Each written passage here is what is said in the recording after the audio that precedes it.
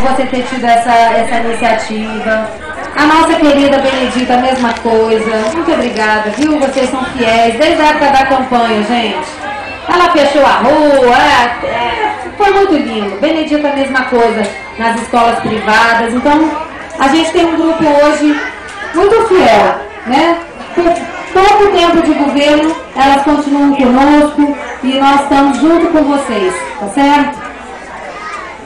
Quero agradecer muito o Carlos Xavier por ter aberto a casa dele, ser um líder aqui em Samambaia, respeitado, não é, gente? É verdade! Que todo mundo gosta. Xavier não perdeu o poder do microfone. Sabe falar, né, gente? Se deixar ele fica 2 horas falando, né? Fala bem, né? Eu acho que o mundo está precisando de líderes, né? Pessoas que pelo menos falam que a gente precisa ouvir o tom pra alma. Muito obrigada, viu, Xavier?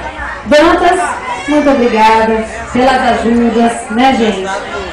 São as pessoas que nos ajudam. Ajuda mesmo!